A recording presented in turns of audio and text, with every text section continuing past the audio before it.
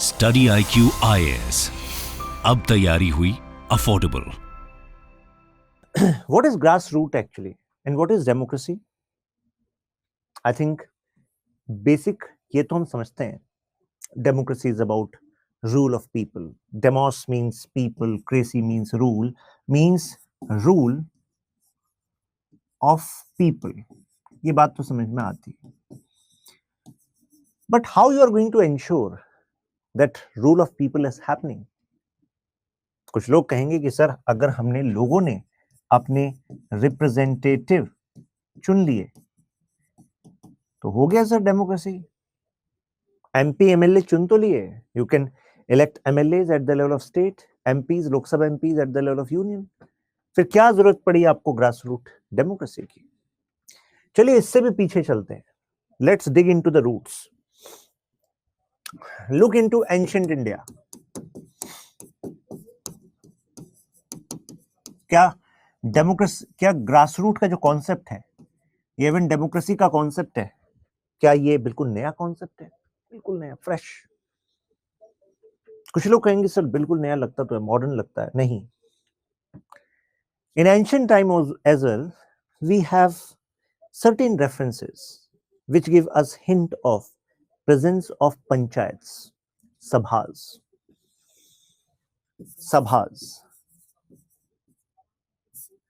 जिनको काउंसिल कहते हैं. They being decision making body. तो decision was not just about king. यानी कि किंग अगर पूरे एरिया पर ब्रॉड सिक्योरिटी प्रदान कर रहा है, ब्रॉड एडमिनिस्ट्रेशन कर रहा है, लेकिन गांव के लेवल पर, विलेज के लेवल पर जो विलेज के इश्यूज हैं उनको रिजॉल्व करने के लिए कुछ सभास होती थी. इवन बुद्धिस्ट लिटरेचर में, अगर आप बुद्धिस्ट लिटरेचर में पढ़ें, जो कि आप पढ़ते ही हैं, आर्ट एंड कल्चर में पढ़ते हैं, राइट? तो बुद्धिस्ट लिटरेचर में भी हमें एक वर्ड मिलता है, महासम्मत.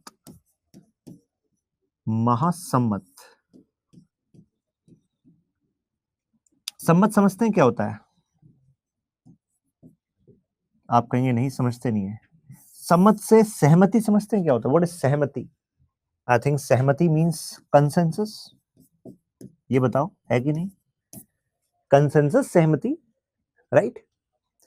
तो means this concept of Mahasammata, it means ruler is going to be the one who is appointed on the basis of सहमति, on the basis of consensus, agreement. तो यानी कि रूट्स तो थे भाई, है ना? जो पंचायत है, कहा जाता है कि इंडिया में वो लीगल इंस्टीट्यूशन बहुत बाद में बना, कि एक कोई लॉ है जो कह रहा है there will be a panchayat, वो बहुत बाद में बना. But actually it was a social institution in India even before Britishers. Social institution means society as a whole on their own. They were using this system of panchayat for solving some problem at the village, at village level. मतलब जैसे यहां पर पंच है, पंच का मतलब क्या होता है? 5. पंचायत ये एक्चुअली हो गया कि एक सिस्टम है, 5 लोगों का system, made by people to resolve what?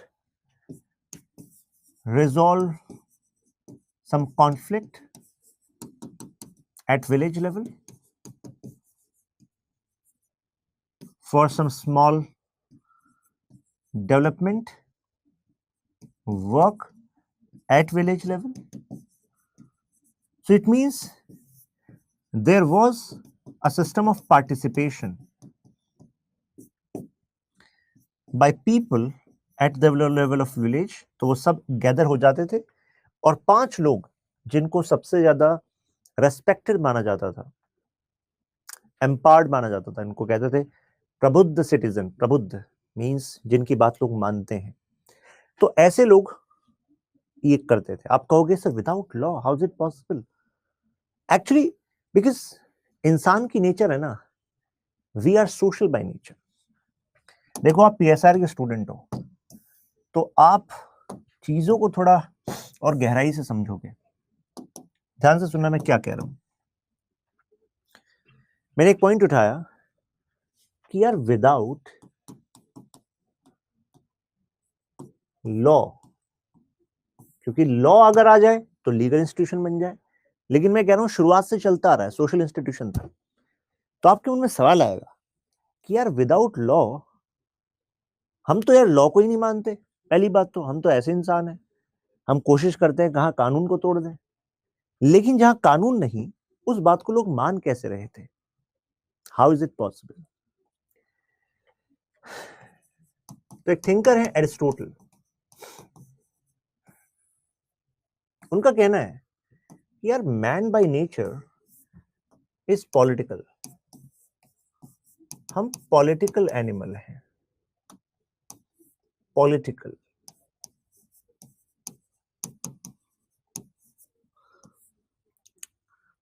ऐसा ही कुछ मानना था। एरिस्टोटल के गुरु थे प्लेटो। वो कहते थे man by nature is social, nature से ही सोशल है जी। एक सोशल बता रहा है, एक पॉलिटिकल बता रहा है, चल क्या रहा है भाई? How is it connected to this?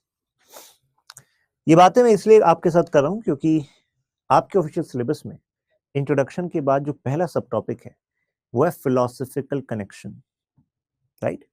तो अभी मैं उसका बेस बना रहा हूं आपके लिए, ठीक? सोशल का मतलब क्या होता है? सोशल का मतलब, क्या मैं ग्रुप ऑफ पीपल को सोसाइटी कह सकता हूं? Consider that you all of you are part of this class.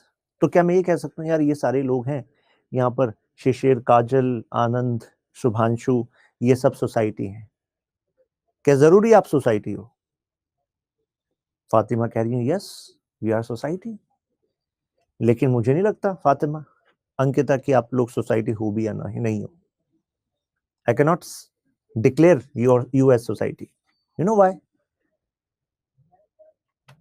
Because एक ग्रुप में जो लोग हैं,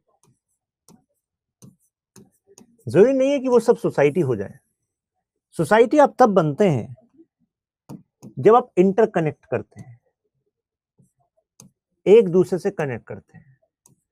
तो आप कहोगे मतलब सर बातचीत ही तो करनी है, बातचीत कर लेंगे तो सोसाइटी बन जाएंगे। नहीं नहीं, what is the basis of this interconnection? इस इंटरकनेक्शन का बेसिस क्या है भाई? What is the basis? Basis है आपकी नीड, जरूरत। And that is why this interaction with in the people in a particular area, they are called society when they are interdependent. Interdependent. So interdependence, interconnection, basis क्या है? Need है। तभी तो word है dependence, तभी आप society बने। और इंटरडिपेंडेंस अगर है लोगों में तो कैसे, मतलब हाउ कैन यू गिव, मतलब कैसे शो करेंगे? कुछ एग्जांपल, जैसे विलेज, क्योंकि हम पंचायत के बारे में पढ़ने वाले हैं, ग्रास रूट के बारे में पढ़ रहे हैं। सो आपको नहीं लगता कि विलेज की इकोनॉमी ही इंटरडिपेंडेंस पर बनी हुई थी? मैं थी वर्ड यूज कर रहा हूं क्योंकि ग्रेजुअली चेंज हुआ है। ऐसा क्यों? ऐसा इस वजह से कि कोई कुछ एक क्रॉप करेगा, कोई दूसरी क्रॉप करेगा, कोई टेलर होगा, कोई कुम्हार होगा। सो हर कोई अलग अलग काम करेगा और हर कोई एक दूसरे के काम आएगा। इवन जैसे जो कटाई का समय होता था, कटाई समझते हो, हार्वेस्टिंग सीजन, तो ऐसा नहीं होता था कि बाहर से लेबर बुलाई जाती थी हार्वेस्टिंग सीजन में, ठीक है? ट्रेडिशनल एग्रीकल्चर जो, क्योंकि जब मैं पंचायत की बात कर रहा हूं, जब मैं विलेजेस की बात कर रहा हूं, तो we actually categorise this differentiation between rural and urban is one of the most important criteria is agriculture. Means in rural area most of the population is dependent on agriculture. In urban area more people are connected to or dependent on service sector and manufacturing sector. तो harvesting season में बाहर से labour नहीं बुलाते थे। सुना आपने कैसे होता था हार्वेस्टिंग?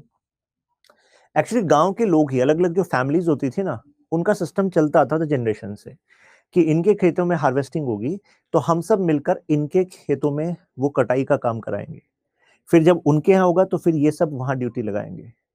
फैमिलीज करती थी, मतलब ये ओकेजन होता था बहुत बड़ा कि ये सारी फैमिलीज अब हमारे यहाँ पर ये करने आई हमारी क्रॉप्स का, तो इतने दिन तक, जितने दिन तक वो चलेगा, उन सब फैमिलीज का खाना एक साथ बनता था एक ही जगह पर, सारी फैमिलीज का। इट वाज लाइक कि भाई एक फंक्शन टाइप चल रहा है कि भाई निकाला जा रहा है यहाँ से फसल, राइट? यस। तो ऐसे जो है, और उसमें जो फसल निकल कर आती थी तो ऐसा नहीं होता था कि जिसकी जमीन है सब कुछ उसका ही है, राइट? उसमें से फिर कुछ पार्ट शेयर किया जाता था, बंधा बंधा होता था कि यार कुम्हार को इतना जाना है, जो पॉटरी बनाता है, जो नाई है, जो हेयर कट वगैरह करने आता है, शेविंग करने आता है, उसको इतना अनाज जाना ही है हमारे यहाँ से। तो इसी तरीके से अलग अलग चीजें उसको अलग अलग जगह से मिलती थी। इस तरीके से गांव की इकोनॉमी चलती थी, राइट? तो अपने आप में आपको नहीं लगता है इंटरडिपेंडेंस थी, है कि नहीं? अब अगर गांव ने अपने कुछ कॉन्फ्लिक्ट को लेकर, कुछ छोटे मोटे काम कराने उनको लेकर, अगर 5 लोगों को चुना है और उन्होंने कुछ कहा है और ये माना जाता है कि उन्होंने जो कहा उनका फैसला अंतिम होगा, मींस एंड होगा और हम उसको मानेंगे, तो क्यों मानते थे? Because you are interdependent, right? If you don't follow what whole village follows, then you may be out of the system. Or if you're out of the system, can you survive without this interdependence and cooperation? Can you survive? Can your family survive in this particular situation? No, you can't survive. And that is why you will need what? You will need cooperation. You will follow the dictates of panchayat even if there is no law is present, no official law by state is present, right? So that is why this is one example by which we can understand that we all are social by nature. I'm giving another example as well. We are social by nature, means we cannot exist without society, right? We cannot exist. Language I'm speaking, things which I'm using, all of them are product of someone else contribution. किसी और ने कुछ contribution किया, ये language बना दी, contribution किया, this they build this board, these devices, and that's why I'm able to do this class. So if I say कि दुनिया ने मुझको दिया क्या, दुनिया ने मुझसे लिया क्या, मैं सबकी परवाह करूं क्यों, और मेरा किसी ने किया क्या, ऐसे ऐसे आइडियाज में देने लग जाऊं, दुनिया है ना, ये कुछ गाना भी है, तो भाई साहब ऐसा नहीं है। Ultimately society contributes wherever we are in our state of progress. So many people have given their life to it, right? So it means we all are social by nature, right? And what is political animal, right? Political animal, Aristotle says, as humans we cannot exist without rule. Political means, ये political word means rule. हम बिना rule के चल ही नहीं सकते. We need rule. We need an authority.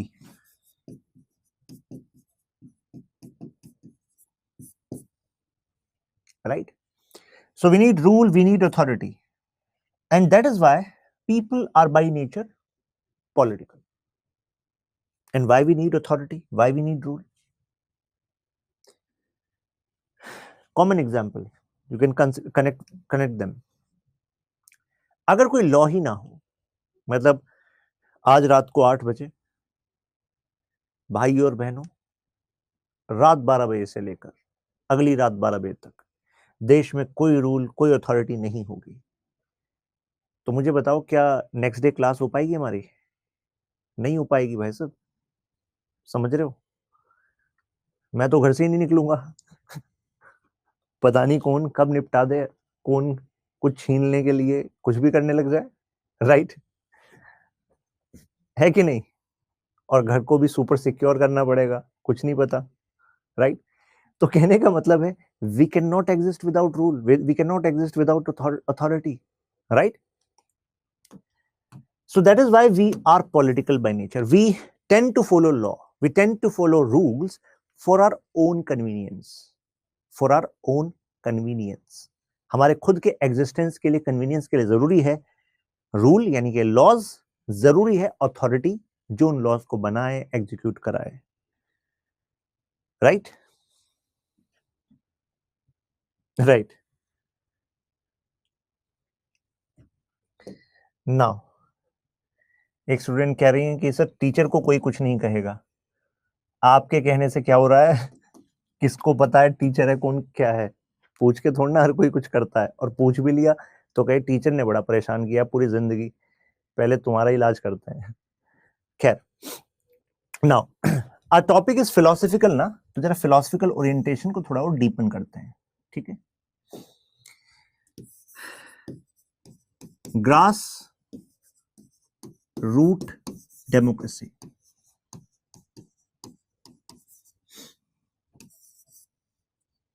सो मैंने आपको यहां पर एक चीज लिखी थी आपके लिए कि देखो यार, डेमोक्रेसी में रूल ऑफ पीपल से आपने रिप्रेजेंटेटिव बना दिए, केवल इतना काफी नहीं है। मैं ये बताना चाह रहा था, यहां पर ग्रास रूट वर्ड इस वजह से लिखा गया क्योंकि जब तक जो लोवेस्ट लेवल है, लोवेस्ट लेवल है जहां पर लोग प्रेजेंट हैं, जैसे कि विलेजेस, जैसे कि अर्बन एरिया, ठीक? लोवेस्ट लेवल क्यों कह रहा हूं? क्योंकि इसके ऊपर लेवल है एक स्टेट, और इसके ऊपर एक लेवल होता है यूनियन, राइट? यूनियन जिसको हम सेंट्रल गवर्नमेंट कहते हैं, राइट? स्टेट आप समझते ही हैं, और लोएस्ट लेवल इसको हम लोकल भी कहते हैं, लोकल। तो ग्रासरूट डेमोक्रेसी कहती है कि यार डेमोक्रेसी तब तक सक्सेसफुल नहीं होती जब तक लोगों का पार्टिसिपेशन ना हो, और पार्टिसिपेशन का मतलब ओनली वोट नहीं है, केवल वोट देना पार्टिसिपेशन नहीं होता। पार्टिसिपेशन का मतलब है people should actually engage in demand for policies, engage in demand for policies, कुछ डेवलपमेंट इनिशिएटिव्स, डिबेट कि क्या होना चाहिए क्या होना नहीं चाहिए, कोऑपरेट करें गवर्नमेंट के साथ। ठीक है, गवर्नमेंट अब ये करा रही है, चलो यार अच्छी बात है, क्या सही है क्या गलत है, अगर गवर्नमेंट को हमारा इनपुट चाहिए वो भी दें हम। तो वो कहते हैं मतलब the idea of democracy would be incomplete without participation of people.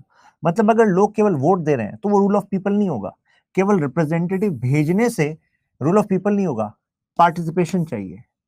और जैसा कि मैंने यहां पर एक वर्ड यूज किया कि पार्टिसिपेशन चाहिए, उसके लिए मतलब people should engage, people should debate, and that is why it is said that deliberation is essential component. Deliberation का मतलब होता है with discussion, discussion is necessary.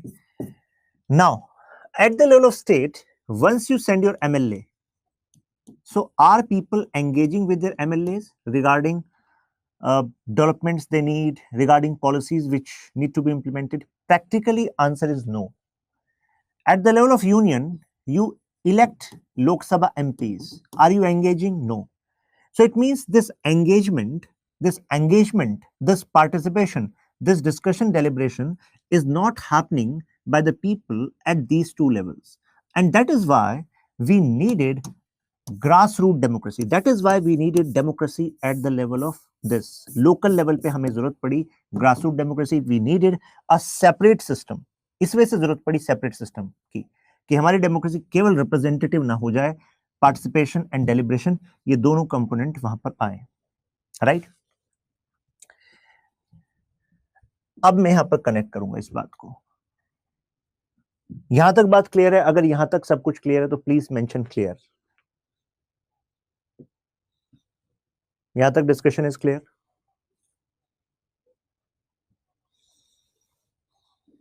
Yes. Now according to Aristotle, यहां पर मेंशन किया था हमने एरिस्टोटल, कहां गए एरिस्टोटल? ये रहे एरिस्टोटल। नाउ एरिस्टोटल एक एंशिएंट ग्रीक फिलोसोफर थे, है ना? तो एरिस्टोटल का कहना था कि यार सिविक ड्यूटीज आर इंपॉर्टेंट। मतलब उनका कहना था कि जो भी रूल है ना, जो भी अथॉरिटी है, उसमें लोगों का पार्टिसिपेशन जरूरी है। People should consider some things as their duty for the betterment of, you can say, their society. आप कहोगे बात समझ नहीं आई, मैं आपको एग्जांपल देता हूं। एरिस्टोटल के कमिटमेंट देखिए सिविक ड्यूटी के लिए क्या था। जब आज के टाइम पे आप सिटीजनशिप वर्ड यूज करते हो तो आप क्या मानते हो? वैसे मुझे बताओ, आप सब सिटीजन हो कि नहीं हो इंडिया के? आप कहोगे सर ऑब्वियस है, इस एग्जाम की तैयारी थोड़ी ना कर रहे होते हम। सही बात है, लेकिन सिटीजनशिप है क्या? आप कहोगे सर आप भी कागज दिखाने के लिए कह रहे हैं क्या? जैसे गवर्नमेंट एनआरसी में कह रही है पेपर तो दिखाने होंगे, है ना? तो मैं पेपर दिखाने की बात नहीं कर रहा, मैं तो ये कह रहा हूं कि सिटीजनशिप होती क्या है। आप में से ज्यादातर लोगों के लिए सिटीजनशिप इज एन एंटाइटलमेंट। खैरात में मिल गई है आपको सिटीजनशिप, मजे चल रहे हैं, ठीक है, सिटीजन है इंडिया के, कुछ फंडामेंटल राइट्स हैं, ठीक है, कॉन्स्टिट्यूशन है। पढ़ने लग गए, क्यों? UPSC civil service exam clear करना है, टॉप मोस्ट पोजीशंस में जाना है, इंडिया की पावरफुल पोजीशंस में, पढ़ने लग गए। लेकिन एंटाइटलमेंट यानी कि as a matter of right है। लेकिन एरिस्टोटल के लिए citizenship is a matter of duty. Citizenship duty से कनेक्टेड है यार। इसी वजह से सिटीजनशिप उसी को मिले जो कुछ ड्यूटी कर पाए। Duty what? वो दो ड्यूटीज की बात करते हैं। और देखो हमारे यहां जो ग्रास रूट डेमोक्रेसी का कॉन्सेप्ट है उसमें फिलोसफिकल डायमेंशन कनेक्टेड है। बताऊंगा कैसे, वो इंप्लीमेंट नहीं होती तो बात अलग है। तभी तो जब क्वेश्चन आएगा एग्जामिन करो क्या अच्छा हो, वहां पर तभी तो आप आर्ग्यूमेंट जोड़ पाओगे, जब दिमाग ओपन होगा आपका। जैसे कि एरिस्टोटल कहते थे कि यार जब लेजिस्लेटिव वर्क हो, यानी कि जब लॉ मेकिंग हो, तो इस लॉ मेकिंग में जो पीपल पार्टिसिपेट कर सकते हैं, करते हैं, दे शुड बी सिटीजन। बाकी नहीं, जो लेजिस्लेटिव वर्क में लॉ मेकिंग में पार्टिसिपेट करते हैं वो होने चाहिए सिटीजन। ऐसे वहां पर जब जुडिशियल वर्क होता था, जहां से एक्चुअली एरिस्टोटल बिलोंग करते थे, ग्रीस में, एथेंस से, तो वहां पर जुडिशियल प्रोसीडिंग्स में भी क्या होता था कि पीपल यूज टू पार्टिसिपेट, यानी कि लोग इकट्ठे होते थे कि अच्छा यार ये आज हम फैसले सुनाए जाएंगे। एक डे निर्धारित किया जाता था, उस दिन जो है वहां पर सोसाइटी के लोग आते थे। और सोसाइटी भी दो पार्ट में डिवाइडेड थी, मास्टर्स और स्लेव्स। तो जो मास्टर्स होते थे, स्लेव्स तो भाई प्रॉपर्टी है मास्टर की, तो यंग मेल जो आते थे वो एक्चुअली जुडिशियल प्रोसीडिंग्स में भी पार्टिसिपेट करते थे, राइट? कि सही गलत क्या होना चाहिए, क्या नहीं होना चाहिए। अब हमारे लिए इंडिया की ग्रासरूट डेमोक्रेसी में ये इंपॉर्टेंट नहीं है, लेकिन हमारे लिए ये इंपॉर्टेंट है कि यार as a citizen we need to understand our civic duties and essence of this civic duty, मतलब essence of this is participation. भाई अगर आपसे जुडिशरी में एंगेज नहीं करा रहे, लेकिन आपसे ये तो कह सकते हैं कि भाई ग्रास रूट लेवल की डेमोक्रेसी में ग्राम सभा का आप पार्ट बने हो, तो ग्राम सभा की मीटिंग में आओ, विलेज के डेवलपमेंट कराओ, ग्राम पंचायत के सामने पॉइंट उठाओ, कहां कितना पैसा लगाना है बताओ, है कि नहीं? तो ये तो आपका काम बनता है। तो पार्टिसिपेशन, एग्जाम्पल इंडिया में जैसे हम विलेज लेवल पर बात करें तो हमारा कॉन्स्टिट्यूशन जो 73rd कॉन्स्टिट्यूशन अमेंडमेंट हुआ, अभी मैं इससे पहले की भी सारी जर्नी बताऊंगा, तो वो टर्म यूज करता है ग्राम सभा। कॉन्स्टिट्यूशन में अमेंड किया तो क्या किया? Article 243 to article 243 O,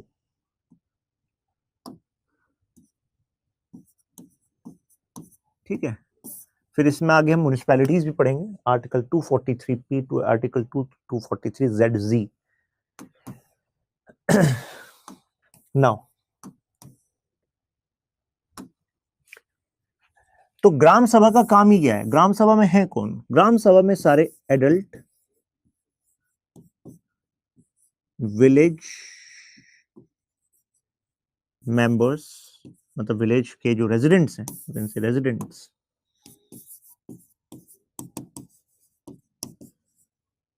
registered in voter list, registered in voter list, या आप कह सकते हो इलेक्टोरल रोल। तो अगर आप हैं उसमें शामिल तो बधाई हो, आप ग्राम सभा के पार्ट हैं। तो ग्राम सभा के पार्ट हैं तो आप पॉलिसी मेकिंग में पार्टिसिपेट करें, राइट, अवेयर हो। ये बात कह रहा है इनका प्रिंसिपल, ठीक है। अगर हम इनके प्रिंसिपल का एप्लीकेशन इंडिया के कंटेक्स्ट में करें तो ठीक। एक और थिंकर हुए एरिस्टोटल के अलावा, जैसे रूसू।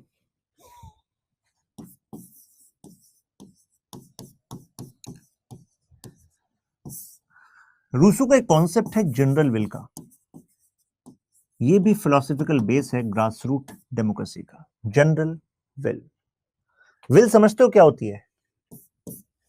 इच्छा। और जनरल समझते हो क्या होती है? जनरल कहोगे कॉमन इच्छा, ऐसा नहीं है।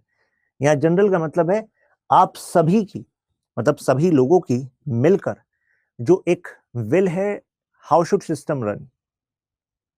रूसो का कहना था कि एक्चुअली लोग ना ऐसे कानून के अंदर बेस्ट काम करते हैं, ऐसा कानून को ज्यादा फॉलो करते हैं जो खुद उन्होंने बनाया हो। ये बात तो समझ में आती है। जैसे Rousseau was actually living in Geneva, नाम सुना है जेनेवा का? और जेनेवा में, यूरोप में, स्विट्जरलैंड, वहां पे this concept of direct democracy use होता था। डायरेक्ट डेमोक्रेसी का मतलब ये होता है कि लोग जो हैं ये खुद ही लॉ मेकिंग में पार्टिसिपेट करते थे, ये खुद ही लॉ मेकिंग कराते थे लोग।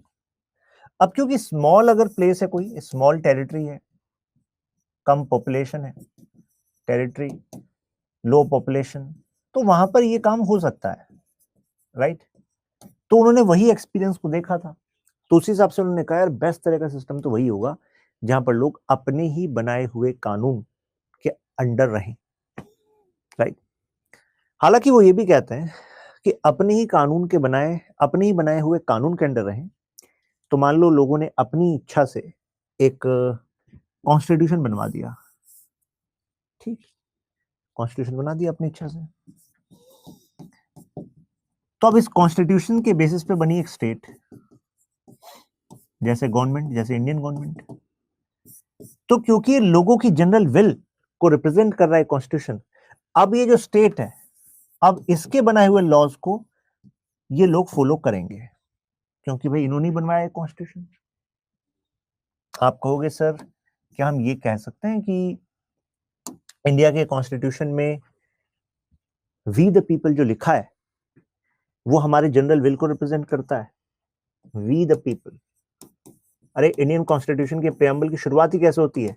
We the people of India give ourselves. हम अपने आप को तो दे रहे हैं, सोर्स ऑफ पावर कौन है? खुद के लोग हैं, है कि नहीं? तो बिल्कुल सही कह रहे हो आप, ये वी द पीपल हमारे कॉन्स्टिट्यूशन में जो है जनरल विल को रिप्रेजेंट करता है। क्योंकि एक्चुअली आप पढ़ते हो सोर्सेज ऑफ कॉन्स्टिट्यूशन वाले चैप्टर में, वी द पीपल जो फ्रेज है हमारे प्रेम्बल की जो शुरुआत है, ये हमने यूएसए से ली, आप ये पढ़ते हो, है ना। यूएसए ने कहां से ली? यूएसए ने रूस से ली। ये वही रूसू हैं जिनके आइडियाज हैं लिबर्टी, फैटर्निटी, सुना आपने? लिबर्टी, इक्वालिटी, फैटर्निटी, ये वही रूसू हैं। तो apart from we the people, हमारे प्रेम्बल में लिबर्टी, इक्वालिटी, फैटर्निटी, ये आइडियाज रूसू के आइडियाज हैं। मतलब 1 साल पहले रूसू की डेथ हो गई थी फ्रेंच रिवॉल्यूशन से, अभी नहीं, फ्रेंच रिवॉल्यूशन। नहीं तो फ्रेंच रिवॉल्यूशन के गाइडिंग आइडियाज बने लिबर्टी, इक्वालिटी, फैटर्निटी। देख रहे हो, कई बार आपके अपने समय में आपकी शायद इतनी इज्जत ना हो, लेकिन आपके जाने के बाद हो सकता है आपके जो आइडियाज हैं, इन्वेंशन है, वो कुछ जबरदस्त काम कर दे। रूसो ने शायद सोचा भी नहीं होगा कि भाई साहब इनके आइडियाज जो हैं फ्रेंच रिवॉल्यूशन का कारण बन जाएंगे। फ्रेंच रिवॉल्यूशन के जो आइडियल्स हैं वो इतने सारे देश अडॉप्ट कर लेंगे अपने अपने कॉन्स्टिट्यूशन में, होता है ऐसे। खैर, तो अब हम इसमें क्यों पढ़ रहे हैं?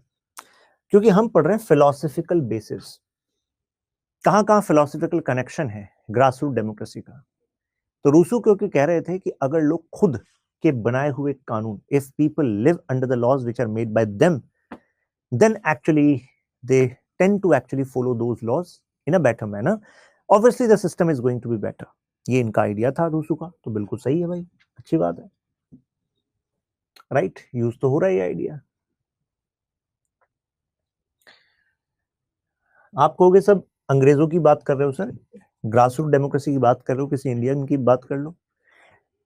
किसकी बात करी जाती है सबसे पहले बताओ?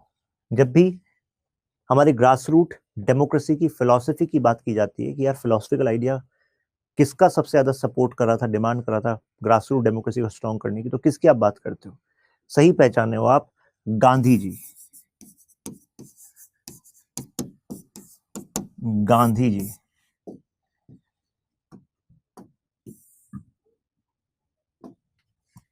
Gandhi ji gave the concept of Swaraj.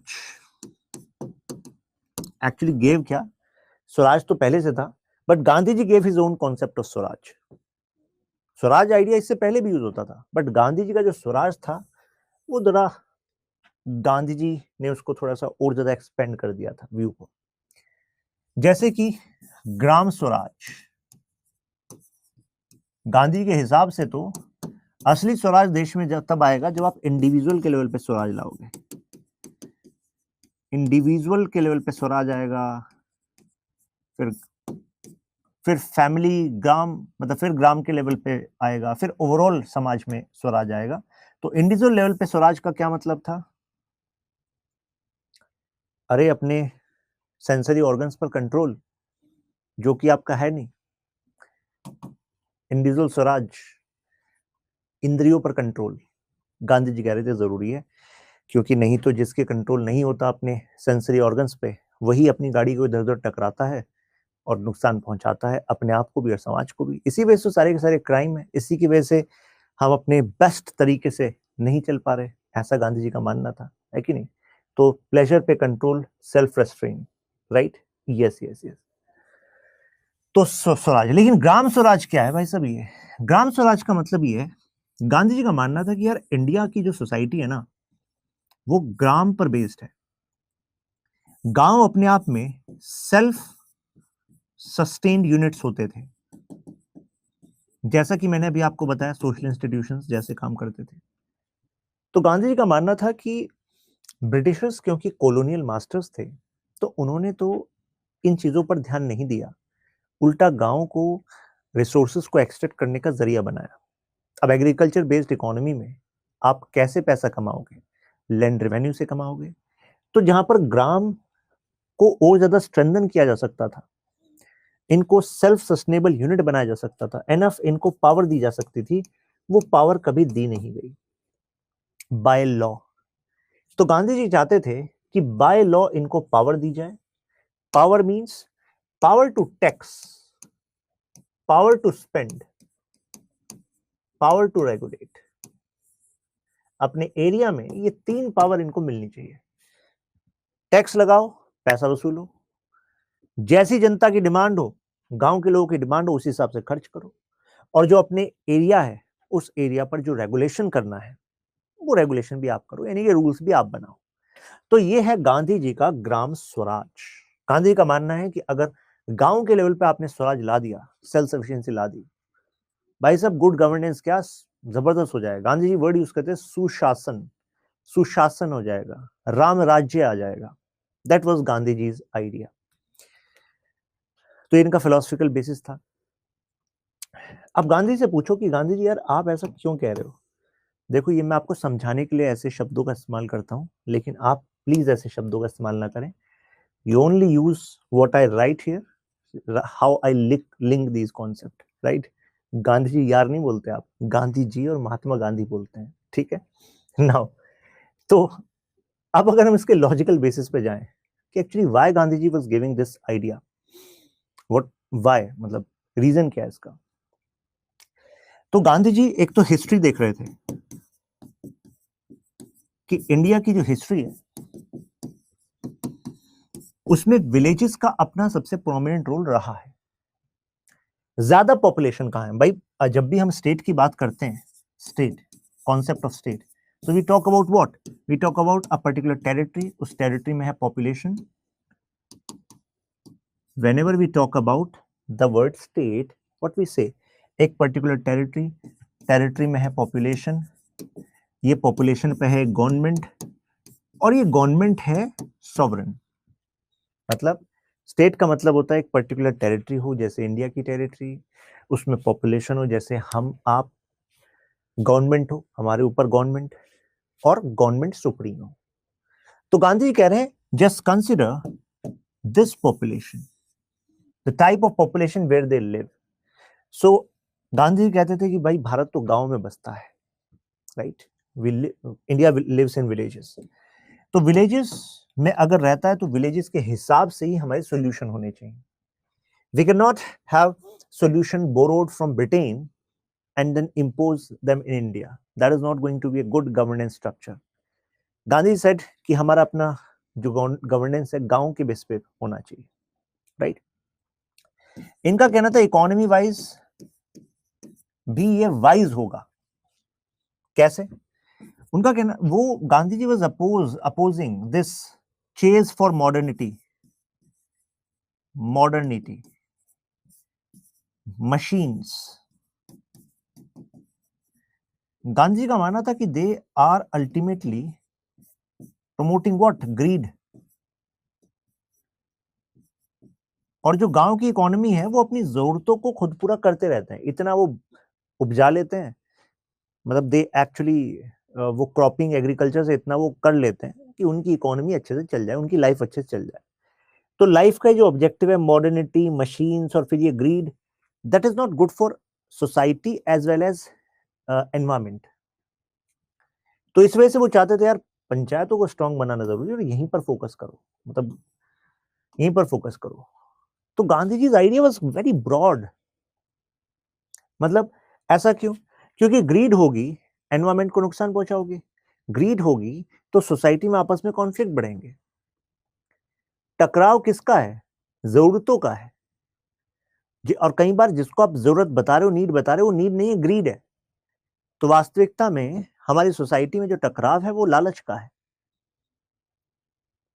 देख लो, परिवारों में लड़ाई देख लो, मुझे ज्यादा चाहिए, ये मेरा वो तेरा, वो ये मेरा वो तेरा, इसी बात की लड़ाई है. ये लड़ाई अगर मतलब ये लड़ाई कम हो जाए भाई, अगर गांधी जी का जो आइडिया था, गांधी जी कह रहे हैं यार तुमने गोल पोस्ट ही गलत चुन लिया है, तुमने गोल मान लिया है इसको, मॉडर्निटी, मशीन्स, ग्रीड. गोल ये नहीं है, गोल है सिंपल लिविंग, हाई थिंकिंग. अगर सिंपल लिविंग, हाई थिंकिंग वाला आइडिया आइडियल बन गया तो फिर कॉन्फ्लिक्ट किस बात का? तो कॉन्फ्लिक्ट ही कम हो जाएंगे. तो गांधी जी का जो आइडिया है वो सस्टेनेबिलिटी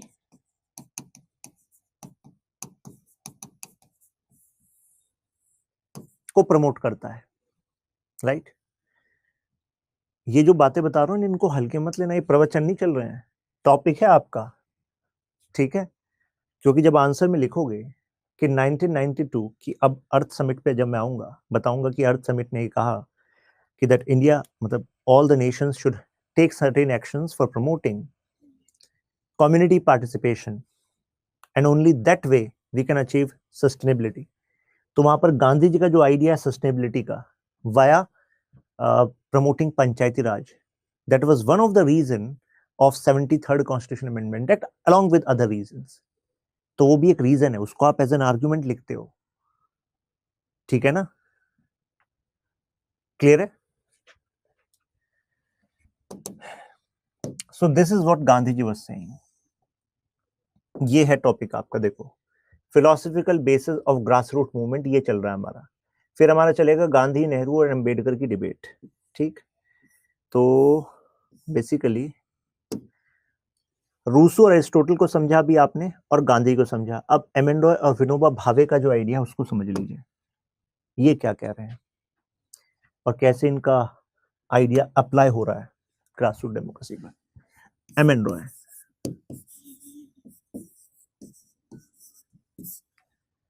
मतलब अगर आपने एमएन रॉय का आइडिया ऑफ रेडिकल डेमोक्रेसी सुन लिया ना, तो आप कहोगे यार एमएन रॉय आप तो गांधी से भी आगे की चीज लग रहे हो. मैं अगर हम बात करें participation of people in democracy की, ठीक है ना।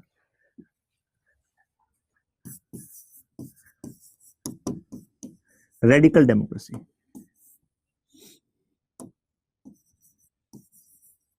हालांकि इनके आइडिया को सीरियसली नहीं लिया गया, क्योंकि जो बहुत अच्छे होते हैं जरूरी नहीं है कि उनकी कदर हो ही हो, राइट। क्योंकि उनको क्या कह दिया जाता है, यार तुम यूटोपिया हो। गांधी जी के आइडियाज को भी अभी आप देखेंगे, जो नेक्स्ट टॉपिक है हमारा, नेक्स्ट सब टॉपिक है इंडिया एज अ स्टेट पर डिबेट जो है गांधी जी, नेहरू एंड अम्बेडकर की, उसमें आप ये देखोगे गांधी जी का आइडिया डिफीट हो जाता है। इसी वजह से हमारी कॉन्स्टिट्यूंट असेंबली गांधी जी के आइडिया को बहुत ही खूबसूरती से जगह दे देती है आर्टिकल 40। कहां? डीपीएस पे। गांधी जी का आइडिया यहां खुश रहेगा, directive principle of state policy, यानी कि नॉन एनफोर्सेबल है, नॉन जस्ट मतलब नॉन जस्टिसाइबल है, एनफोर्स किया जा सकता है अगर आगे जाके पार्लियामेंट कोई लॉ बनाए तो, as mentioned there is not enforceable, right. आसान भाषा में यानी कि उसको वहां बैठा दिया कि भाई जब सरकार चाहेगी, राइट, पॉलिटिकल डिमांड भी होगी, तब जाकर गांधी जी के इस आइडिया पर काम कर लेंगे, पंचायती राज को अलग से लीगल स्टेटस दे देंगे, नहीं तो अलग कॉन्स्टिट्यूंट असेंबली ने तो अलग से तो दिया नहीं था तब, है ना। जानेंगे अभी उस जर्नी को भी। यूटोपिया का मतलब है कि आप इतना अच्छे हो, इतनी अच्छे हो कि मतलब वास्तविकता से परे हो आप में से कोई है क्या जो यूटोपिया है? क्योंकि यहां पर तो यूटोपिया क्या है, आइडिया है। Utopia is used for such ideas which are so ideal that they are beyond practicality. एक वर्ड अगर मतलब दो वर्ड याद रखना, beyond practicality.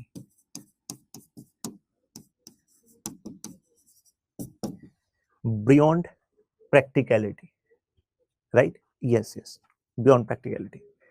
Now, what is radical democracy? You know what is the meaning of word radical? Radical का मतलब क्या होता है? एक एक वर्ड को पकड़ो। Actually, radical word represent complete change.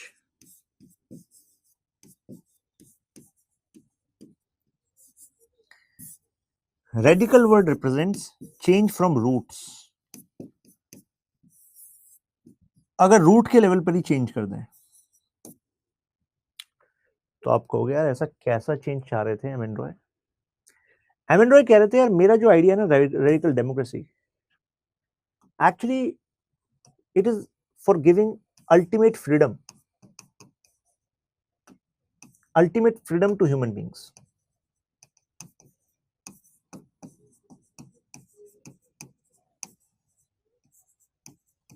अब मुझे बताओ आप लोगों को फ्रीडम चाहिए कि नहीं चाहिए? अल्टीमेट फ्रीडम चाहिए कि नहीं चाहिए? आप लोग कहोगे सर हम तो फ्री हैं सर, 1947 में हो गए थे। एमएन रॉय कहेंगे बस कर दी बच्चों वाली बात। भाई वो पॉलिटिकल फ्रीडम थी, इसके अलावा कई तरह की फ्रीडम होती है, तुम्हें पता ही नहीं है फ्रीडम क्या, बताओ क्या फ्रीडम की डिमांड करोगे? तो इसी वजह से एमएन रॉय कह रहे हैं वो पॉलिटिकल फ्रीडम थी, इसके अलावा बहुत फ्रीडम है जो तुम्हें चाहिए अभी।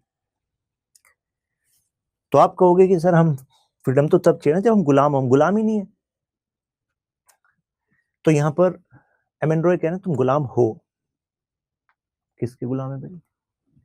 वो कह रहे हैं you are actually under sometimes laws which are made by state without your consent. आपसे पूछा किसने है? ये कह रहे हैं, एमएन रॉय कह रहे हैं रिप्रेजेंटेटिव डेमोक्रेसी के नाम पर आपने अपने एमएलए भेज दिए या अपने एमपी भेज दिए लोकसभा में। हर एक कानून आपसे पूछकर बनाया जा रहा है, आपको तो पता ही नहीं है कानून क्या है। किस कानून से, किस तरीके से कुछ परिवारों को इतना लेवरेज दे दिया जाए कि उन पे पैसा पैसा पैसा पैसा इकट्ठा हो जाए, कुछ कंपनियों को लेवरेज दे दिया जाए, और कुछ कानूनों में ऐसे बदलाव कर दिया जाए कि अब आपके वो सेक्टर्स जो हैं वो डिपेंड करेंगे केवल उन कुछ लोगों पर, उनकी विशेष पर। तुम्हें क्या पता है? मतलब ये एमएन रॉय कह रहे हैं, देख रहे हो? तो एमएन रॉय कह रहे हैं दिमाग को ओपन करना पड़ेगा कि सिस्टम चल कैसे रहा है। तो सबसे पहले तो वो कह रहे हैं बेटा जो रिप्रेजेंटेटिव डेमोक्रेसी कह रहे हो वो है मजाक, ठीक है? क्योंकि रिप्रेजेंटेटिव डेमोक्रेसी में ट्रूली जरूरी ये नहीं होता, रेडिकल डेमोक्रेसी इससे बहुत ऊपर की चीज है, ऐसा वो कह रहे हैं। क्या रिप्रेजेंटेटिव डेमोक्रेसी में you are sometimes under laws way for which you are not agreeing, but फिर भी जीना है उसी कानून के अंदर। वो कह रहे हैं तुम गुलाम हो ट्रेडिशंस के और कस्टम्स के। कितने सारे ट्रेडिशन एंड कस्टम है जो तुम्हारा एक्सप्लॉयटेशन कर रहे हैं। कोई है इलाज तुम्हारे पास? नहीं है। कैसे बचोगे? तुम्हें क्या लग रहा है सरकार बचा लेगी तुम्हें? नहीं बचा सकती भाई। जब ट्रेडिशन कस्टम ऐसी जंजीरें हैं कि तुम उसी में जीते हो। कई बार तो अगर आप ट्रेडिशन एंड कस्टम के गुलाम हो तो आपको पता ही नहीं लगता कि आप गुलाम हो, क्योंकि आपने बचपन से देखा ऐसे ही होता है, तो आप भी वैसे ही हो। तो डिसएडवांटेजेस सेक्शंस, चाहे एससीज हैं, एसटीज हैं, विमेन हैं, और भी अदर सेक्शन जो भी हैं, डिफरेंटली एबल्ड, तो एक्चुअली कई कस्टम ट्रेडिशंस अगर उनको नीचा दिखाएं, सेकेंडरी माने, तो वो क्या है? Ultimately political freedom. Political freedom से क्या होगा भाई, जब ट्रेडिशन कस्टम्स के भी गुलाम हो, राइट? कई बार वो कह रहे हैं तुम गुलाम पता है किसके हो? इकोनॉमिक कंपल्शंस के हो। इकोनॉमिक कंपल्शंस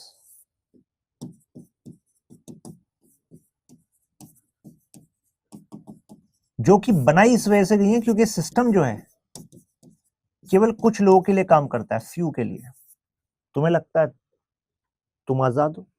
वो कह रहे हैं तुम देख लो अपनी जिंदगी, वो तुम चेज कर रहे हो कई सारी चीजों को क्योंकि तुम्हें केवल अपनी इकोनॉमिक नीड्स को पूरा करना है। फिर आप कहोगे यार एमएन रॉय ये तो हर कोई करता है। वो कह रहे हैं करता तो हर कोई है, लेकिन हर किसी को उतना ही एफर्ट मारना पड़ता है कि जितना तुम मार रहे हो। कहोगे आप हर किसी को उतना ही मारना पड़ता है? नहीं नहीं, ये डिपेंड करता है आप किस देश में हो, किस समय में हो।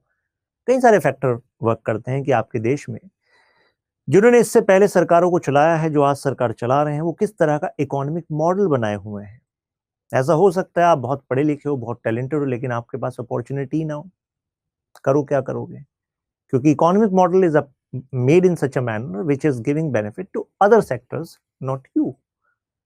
तो talent is not equal to a great life in present system. तो अब आप कहोगे अब बस रुलाओगे क्या आप? बताओ अब फ्रीडम कैसे मिलेगी? तो वो कह रहे हैं कि देखो बेटा, दो चीजें हैं। वो कह रहे हैं साइंस को अपना दोस्त बनाओ, रीजन का इस्तेमाल करो, और अल्टीमेट फ्रीडम से जियो। Ultimate freedom. वो कह आप कहोगे साइंस और रीजन से कैसे? वो कह रहे हैं कि केवल तर्क से जियो। अगर कोई कस्टम ट्रेडिशन है पूरे समाज में, अगर रेडिकल डेमोक्रेसी आ गई, तो हर एक उस कस्टम एंड ट्रेडिशन को उखाड़ फेंको जो तर्क के आधार पर बताता हो कि वो शोषण कर रहा है। If any tradition and custom seems to be exploitative as per the usage of common logic, then that custom and tradition should be rejected. Any law which on the basis of logic, for that you need to develop your critical reasoning. Critical reasoning develop करनी पड़ेगी। आजादी खैरात में नहीं मिलेगी। समझदार बनना पड़ेगा तुम्हें, चीजों को सीखना पड़ेगा तुम्हें, दूसरे के भरोसे नहीं चलेगी जिंदगी। तभी तुम ऐसे लॉज को रिजेक्ट कर पाओगे। वो कह रहे हैं कि मैं पार्टीलेस डेमोक्रेसी को फेवर करता हूं। एक्चुअली इस पॉइंट पर गांधी जी और एमएन रॉय एक जैसे हैं। पार्टीलेस डेमोक्रेसी। वो कहते हैं पार्टियां क्या करती हैं, ग्रुप बनाती हैं लोगों का। अब उस ग्रुप में कुछ लोग पार्टी के आइडियोलॉजी को ना भी मानते हो, वो केवल इस वजह से पार्टी के साथ हैं कि यार हम जीत जाएंगे। तो एक्चुअल में इंडिपेंडेंट डेलिब्रेशन डिस्कशन तो वहां भी नहीं हो रहा, और पार्टी के भरोसे तुम अपनी रीजन को डेवलप नहीं कर पाते, तुम अपनी समझ को डेवलप नहीं कर पाते, क्योंकि तुमने लगता है कि ये पार्टी है, बस मेरा उद्धार कर देगी ये पार्टी। वो कह रहे हैं कोई किसी का उद्धार नहीं करता भाई, तुम्हें खुद जागना होगा। वो पार्टी अपना उद्धार करेगी, अपने लोगों का उद्धार करेगी, तुम्हारा नहीं करेगी।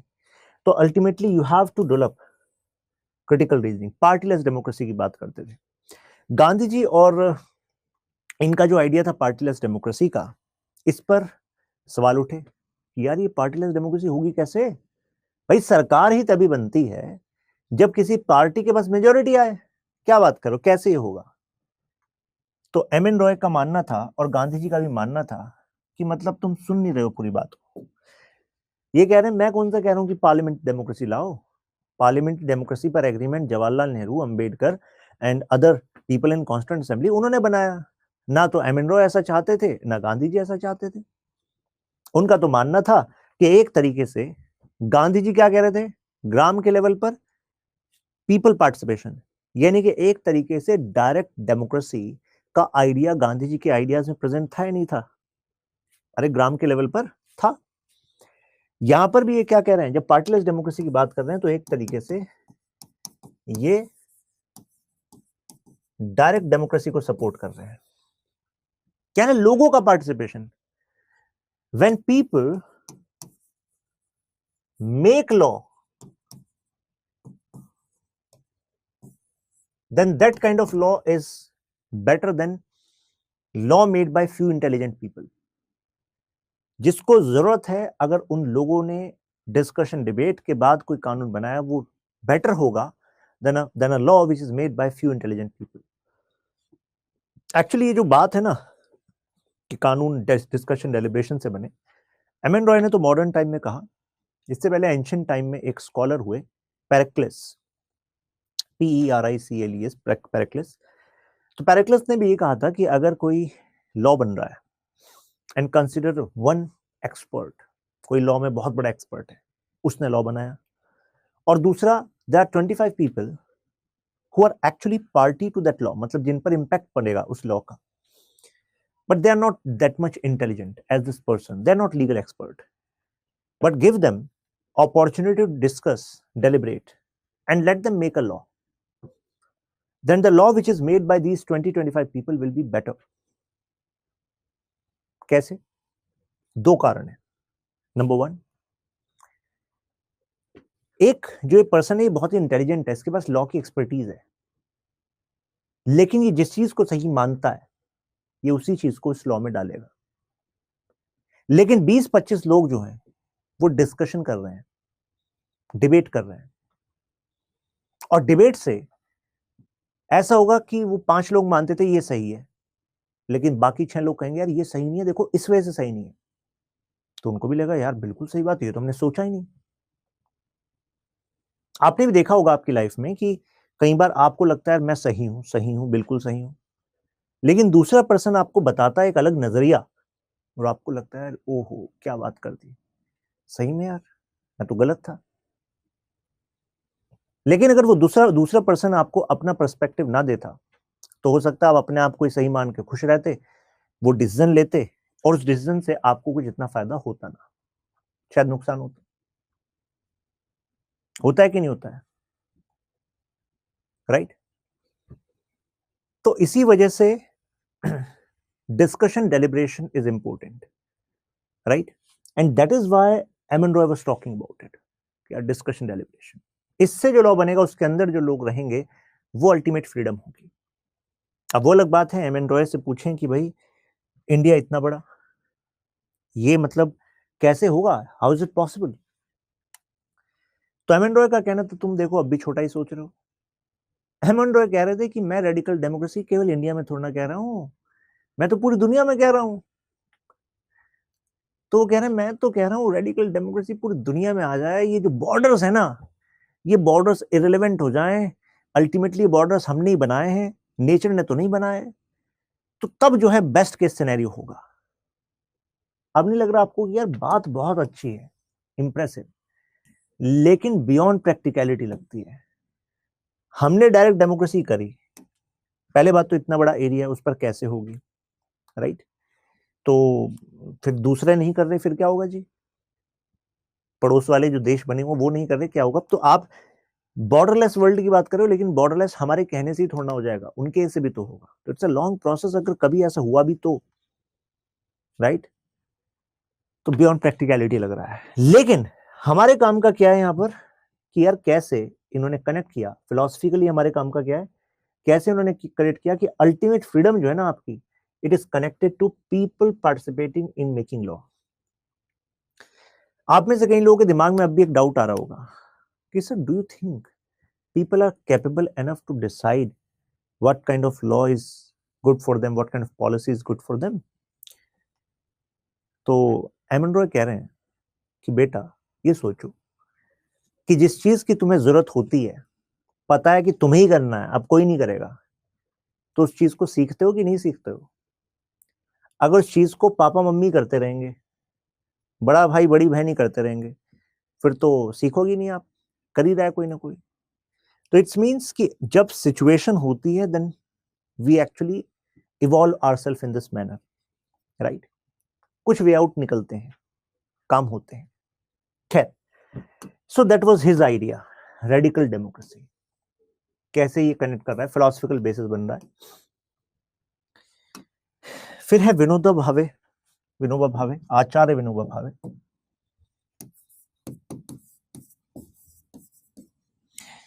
देखो ये रहा आइडिया ऑफ अंत्योदय।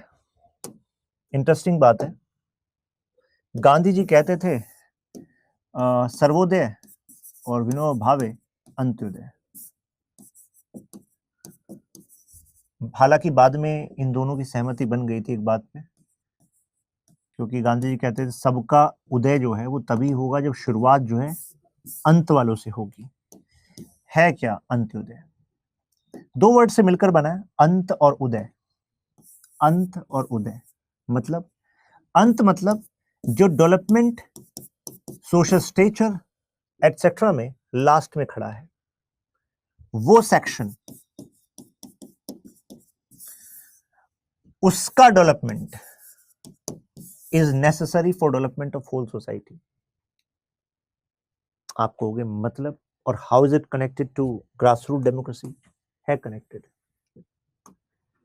अंत में जो है, अंत में जैसे SC, ST, विमेन, राइट, ये वर्ड्स यूज किए गए, अदर सेक्शंस भी हो सकते हैं, बट द पॉइंट इज कि जो अंत में खड़ा है सोसाइटी में, आपको कि सर बात समझ नहीं आई।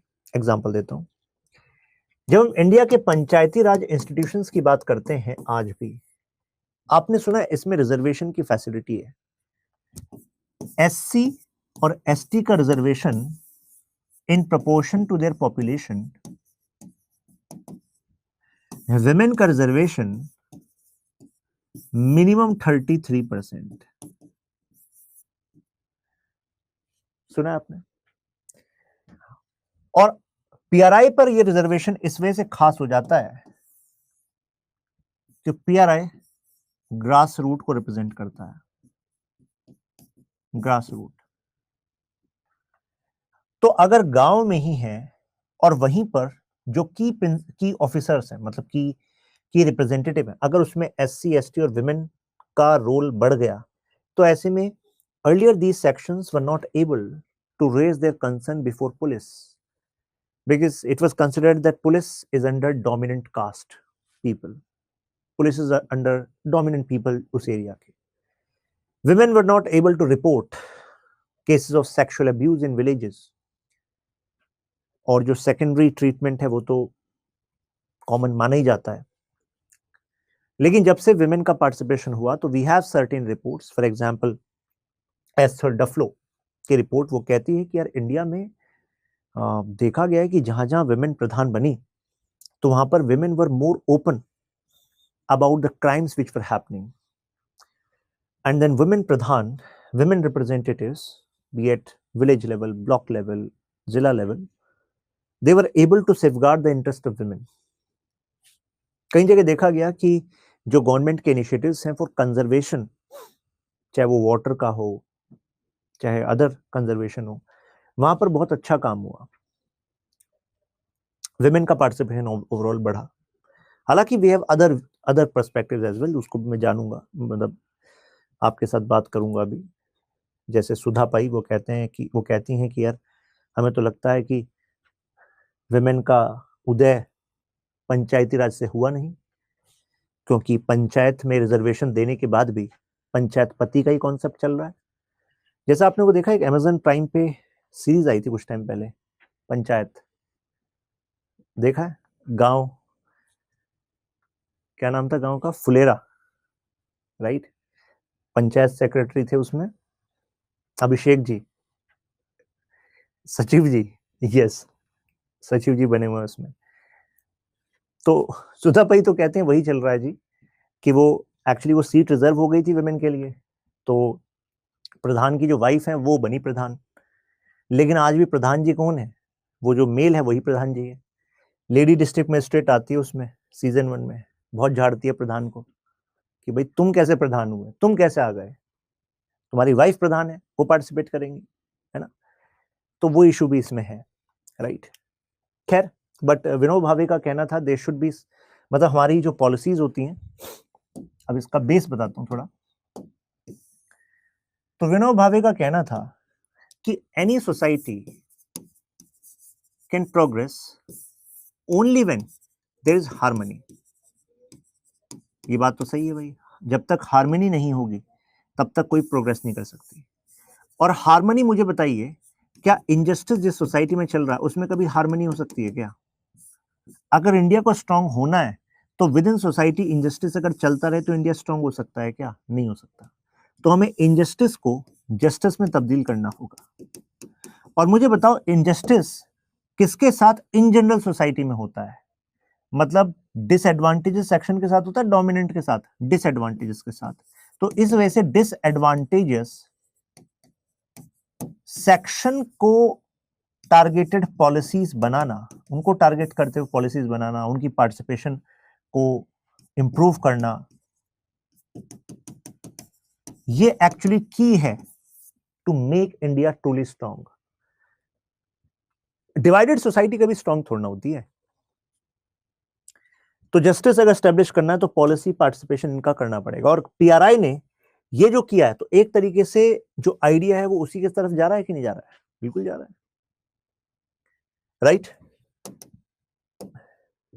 तो बेसिकली ये वो करना चाह रहे थे। तो अगर आपको ये सारा, ये philosophical basis of grassroot democracy, ये बात हो गई हो बिल्कुल क्लियर, तो मेंशन वाह। क्या कह रहे हो? अब तो सर इस पे ऐसे आ जाए तो ऐसे लिख देंगे।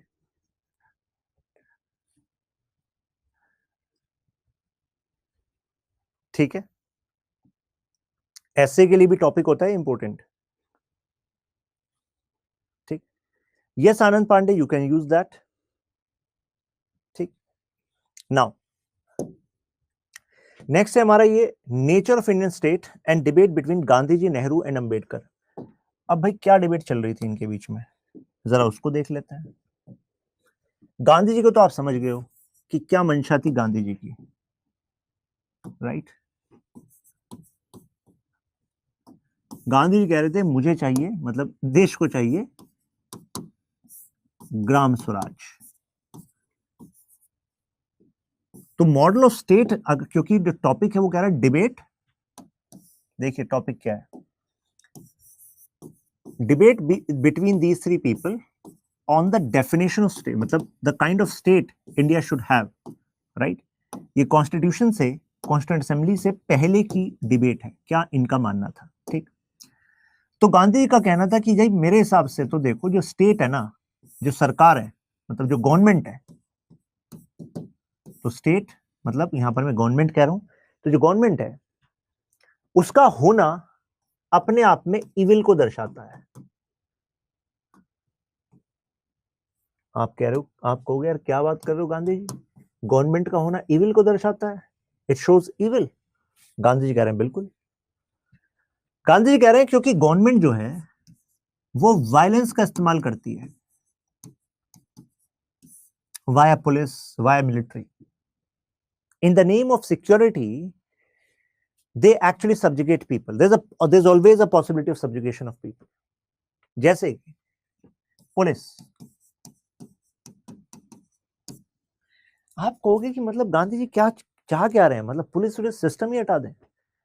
गांधी जी कह रहे हैं कि देखो बेटा, मेरे पर सवाल उठाने से पहले तुम्हें इस बात को सुन के तुम्हें मुझ पर शक हो रहा होगा, लेकिन मैं तुम्हें बता दूं, तुम जिस समय पैदा हुए हो ना, उससे ज्यादा मैं जिंदगी देख चुका हूं और जा चुका हूं। गांधी जी कह रहे हैं जितना तुमने पढ़ा हुआ है ना, उससे ज्यादा मैं पढ़ चुका हूं। तो आप कहोगे गांधी जी बताओ, चलो आप बताओ क्या कहना चाह रहे हो। तो गांधी जी कह रहे हैं कि देखो, तुम ऐसे समय में पैदा हुए, तुमने एक ऐसा सिस्टम देखा जहां पर police is a necessity, without police there can be a crime, there can be crime in society, that is your concern. आप कह रहे हो बिल्कुल गांधी जी ऐसा ही है। गांधी जी कह रहे हैं इससे ऊपर भी तो सोचो, इससे ऊपर कैसे? गांधी जी कह रहे हैं कि यार पुलिस तुम्हें इस वजह से चाहिए क्योंकि सोसाइटी ऐसी है यार, सोसाइटी इज सच कह रहे हैं कि मैं तो यार सोसाइटी में ट्रांसफॉर्मेशन चाह रहा हूं, तो मैं ये नहीं कह रहा कि इस गवर्नमेंट को हटा दो, सोसाइटी एज इट इज रहे। नहीं नहीं नहीं, गांधी जी कह रहे हैं मेरी पहली प्रायोरिटी है सोसाइटी में ऐसा ट्रांसफॉर्मेशन ले आओ कि मतलब आपको जरूरत ही ना पड़े ना पुलिस की। आप कहोगे sir how is it possible, Gandhi ji कैसे है पॉसिबल? गांधी जी कह रहे हैं अभी अभी तो तुम्हें बताया था, एक तो तुम्हारा शॉर्ट टर्म मेमोरी लॉस है। स्वराज, स्वराज भाई, गांधी जी का जो आइडिया ऑफ स्वराज है वो कॉम्प्रिहेंसिव है। If you are having control over the pleasures, तो जितने क्राइम आप करते हो प्लेजर के चक्कर में करते हो, राइट? जो जितने कानून तोड़ते हो, तो you will be more responsible in society. आप कहोगे गांधी जी ऐसी सोसाइटी होती है क्या? तो गांधी जी कहेंगे होती तो एरोप्लेन भी नहीं थी, लेकिन होती है कि नहीं होती है? कहोगे यार अगेन गांधी जी मतलब लॉयर तो आप रहे हो, आर्गुमेंट बड़ा सॉलिड देते हो। गांधी जी कह रहे हैं कि सोसाइटी तुमने ऐसी देखी है, इस वजह से तुम्हें लगता है सोसाइटी ऐसी हो सकती है, लेकिन there is always possibility of improvement, that is universal law of nature. Improvement की पॉसिबिलिटी तो होती है। अगर हम सोच लें कि सोसाइटी ऐसी है और ऐसे ही चलता रहेगा, तो फिर तो इंप्रूव ही नहीं होगा। हमेशा पुलिस को ज्यादा पावर रहेंगी, स्टेट को ज्यादा पावर रहेंगी, वायलेंस का इस्तेमाल होता रहेगा, लोगों के राइट्स का सब्जुगेशन होता रहेगा। लोग जो ग्रो कर सकते हैं, जैसी पर्सनालिटी, जैसी सोसाइटी हम बना सकते हैं, वो बन ही नहीं पाएगी। तो आप कहोगे Gandhi ji point taken, theoretically point taken, practicality तो जब देखा ही नहीं कैसे कहें, लेकिन थियोरेटिकली पॉइंट टेकन। तो गांधी जी का कहना है कि पहली बात तो मेरा ये मानना है स्टेट के बारे में, ठीक। दूसरी चीज उनका कहना है कि ग्राम को आप लोकस ऑफ स्टेट बनाओ, अगर बना भी रहे हो तो, यानी कि पंचायती राज इंस्टीट्यूशंस को स्ट्रांग करो, मेक पंचायती राज इंस्टीट्यूशन स्ट्रांग। कैसे भाई?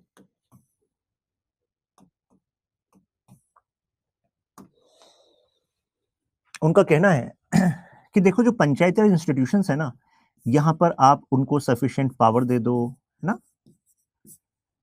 Power of taxation, power of spending, right. उनको सेल्फ सफिशिएंट इंस्टीट्यूशन बना दो, उनको आपकी जरूरत ही ना पड़े यार ऊपर वाले लेवल की। एक्चुअली गांधी जी का आइडिया यहां पर रिप्रेजेंट कर रहा है सब्सिडायरी प्रिंसिपल को।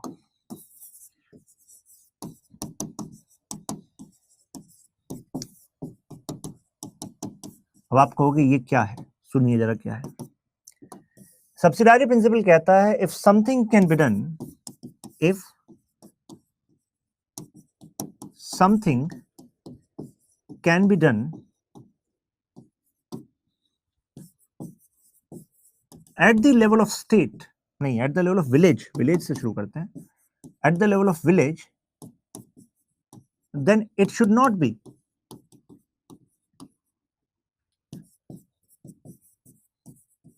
done at the level of state or center।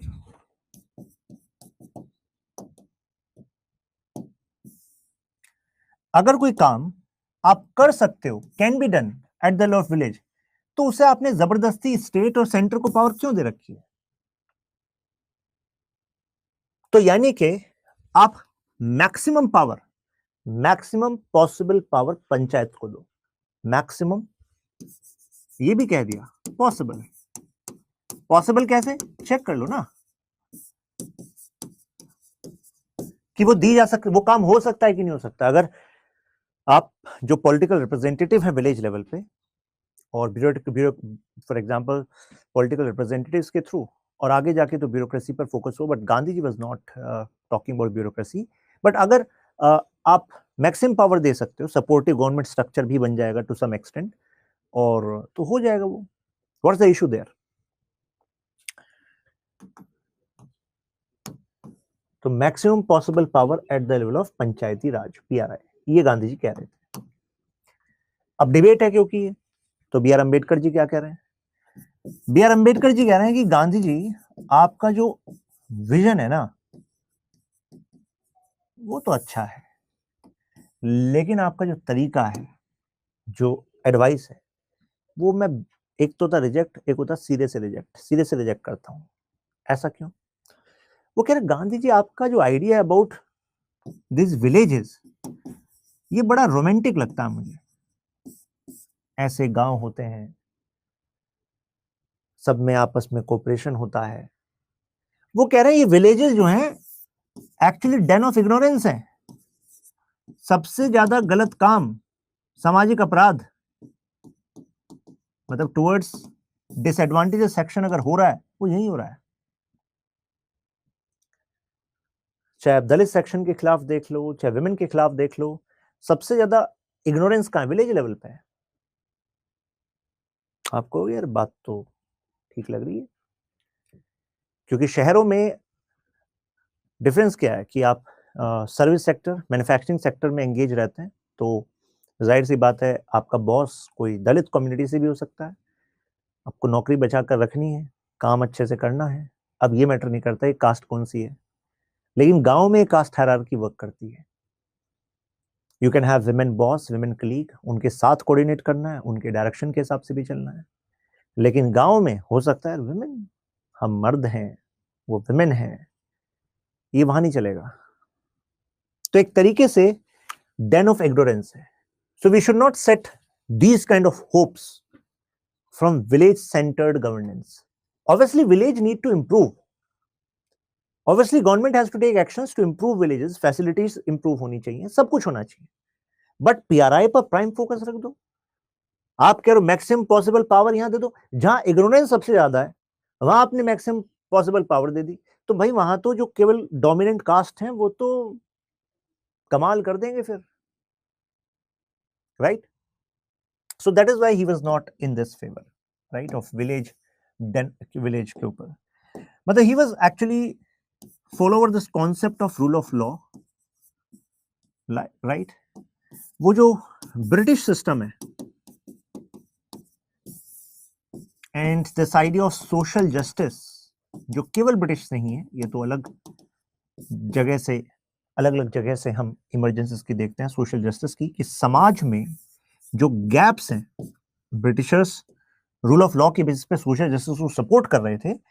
वो कहते थे कि सोशल जस्टिस को प्राइमरी मानकर we should actually design our polity, design our state, जहां पर रिप्रेजेंटेशन हो डिफरेंट डिसएडवांटेजेस सेक्शंस का, तभी हमारा सोसाइटी अच्छे से चलेगा, तभी स्टेट अच्छे से चलेगा। JL Nehru, he was having high actually hopes from bureaucracy. उनका ब्यूरोक्रेसी में बहुत विश्वास था। उनका मानना था कि स्टेट बनेगा मॉडर्न स्टेट, बनना चाहिए, राइट?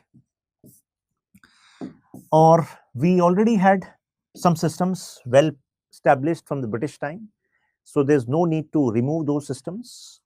ऑलरेडी जो चीजें चल रही हैं उसको चलने दिया जाए, जहां गैप है उनको सुधारा जाए, इंप्रूव कर लिया जाए, इंडिया की नीड के हिसाब से ट्वीक कर लेते हैं। बट ब्यूरोक्रेसी को प्राइम रेस्पॉन्सिबिलिटी लेनी होगी, क्योंकि इंडिया एक ऐसी डेमोक्रेसी है जिस एक कॉम्प्लेक्स डेमोक्रेसी है। ज्योग्राफी, फिर यू कैन से कुछ इग्नोरेंसेस भी हैं, राइट? कुछ सोशल कंस्ट्रक्ट्स हैं, समाज के बनाए हुए कुछ ढांचे हैं, जो मीनिंग्स हैं, बिलीफ्स हैं। वो एक्चुअली बिलीफ्स नेहरू जी समझते थे कि ये बिलीफ्स अपने आप में डेमोक्रेटिक वैल्यूज के खिलाफ भी हैं, लेकिन हमें डेमोक्रेसी स्टेब्लिश करनी है। इसी वजह से जो थिंकर थे जेएस मिल, उनका मानना था कि इंडिया में डेमोक्रेसी सक्सेसफुल नहीं होगी। Democratic values of equality, liberty, मतलब हर कोई एक दूसरे को बराबर माने, हर किसी के पार्टिसिपेशन को बराबर स्कोप मिले, ये तो नेसेसरी चीज है डेमोक्रेसी की। अगर सोसाइटी में ये भावना नहीं है, इस चीज को सही माना नहीं जाता है, तो भले ही आप वहां डेमोक्रेटिक इंस्टीट्यूशंस को एस्टैब्लिश कर दो, वहां सक्सेस मिलेगा नहीं। ऐसा माना था जेएस मिल का। बट इस पर जवाहरलाल नेहरू का मानना था कि नहीं, democracy is going to become root of empowerment for the people. Democracy should knock at the doors of the people. तो लोगों के दरवाजे पर नॉक करेगी डेमोक्रेसी, लेकिन उसके नॉक करेगी डेमोक्रेसी, वो नॉक करने जाएगा कौन? वाया गवर्नेंस, फैसिलिटीज पहुंचाएगा कौन? ब्यूरोक्रेसी। बात समझ में आ रही है? And that is why he actually supported this idea of community development program, जिसमें पूरे देश का जो रूरल एरिया है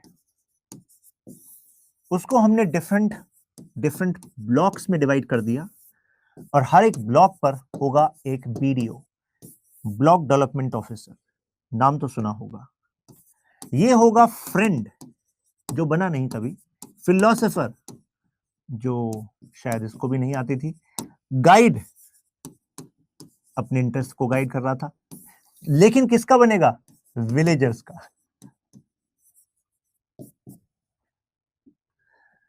ये फ्रेंड फिलोसोफर गाइड बनेगा विलेजर्स का, और एक्चुअली इसकी जिम्मेदारी होगी to bring development to rural India. अब जो बातें मैं कह रहा था यहां पर, वो ऐसे नहीं कह रहा था। Actually these were criticisms which were raised bye committees which were made after that. The first committee which actually reviewed this, कि चल क्या रहा है भाई, ये कम्युनिटी डेवलपमेंट प्रोग्राम से ऑब्जेक्टिव अचीव हुआ कि नहीं हुआ। तो पहली कमेटी जो बनी वो बनी बलवंत राय मेहता कमेटी।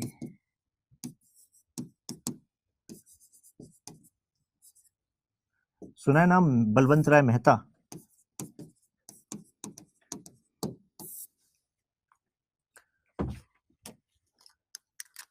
चेक कर लीजिए एक बार, बलवंत राय मेहता कमेटी। तो बलवंत राय मेहता कमेटी ने कहा कि सर ये जो CDP है ना, ये तो अपने डेस्टिन्ड ऑब्जेक्टिव को कर ही नहीं रहा अचीव, आपको चेंजेस लाने पड़ेंगे सर। आपने ब्यूरोक्रेसी के हाथ में डाल दिया है सिस्टम, लेकिन actually you need to bring political representativeness at the level of grass root. आपको पॉलिटिकल रिप्रेजेंटेटिवनेस लानी पड़ेगी। आपको 3 टियर सिस्टम बनाना चाहिए सर। 3 टियर सिस्टम क्या? विलेजेस के लेवल पर एक पंचायत, ब्लॉक के लेवल पर दूसरी पंचायत। अभी तक क्या था? अभी तक पंचायत होती थी, लेकिन कैसे चल रही थी? सोशल इंस्टीट्यूशन के तौर पे। ठीक है, सामाजिक ढांचा है, चल रहा है जी, राइट। अलग अलग स्टेट में अलग अलग तरीके से चल रहा है जी, पहले से ब्रिटिश टाइम से ही, क्योंकि Britishers were also focusing on local government.